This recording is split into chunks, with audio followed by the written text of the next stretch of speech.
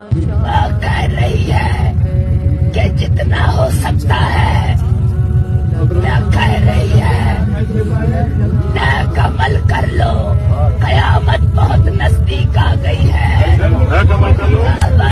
দাব্বাতুল আরদ, জমিন থেকে একটা অদ্ভুত প্রাণী বের হবে যে মানুষের সাথে কথাবার্তা বলবে। এটা হাদিসে আছে, কিন্তু তা আমরা এখন নিঃসন্দেহে 90% মানুষ বিশ্বাস করবে না, এবং যারা একটু বেশি চেতনাধারী তারা বলবে যে মোল্লা মুন্সিদের কথা শোনো, প্রাণী বলে আবার কথা বলবে। কিন্তু হ্যাঁ, এই কথাটাই যদি নাসা বলে যে হ্যাঁ একটা প্রাণী আছে পৃথিবীর গভীরে, সে অচিরেই বের হবে এবং কথা বলবে, দেখবেন সবাই বিশ্বাস করছে। দেখেন চিন্তাগত শিরকটা দেখেন।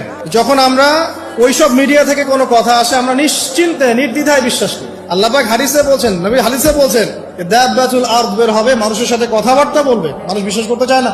আর কি ধোঁয়া, এই ধোঁয়ায় আকাশ ছেয়ে যাবে, ধোঁয়া দিয়ে আকাশ ছেয়ে যাবে, এবং এত বড় ধোঁয়া বিশ্ববাসী কখনো দেখে নাই। এখন অনেকে বলছেন, এখনকার আধুনিক স্কলার যারা, অনেক স্কলারের এটা মত, এটা কিন্তু হাদিসে নাই, তাদের মত হতে পারে যে একটা নিউক্লিয়ার এক্সপ্লোশন হবে।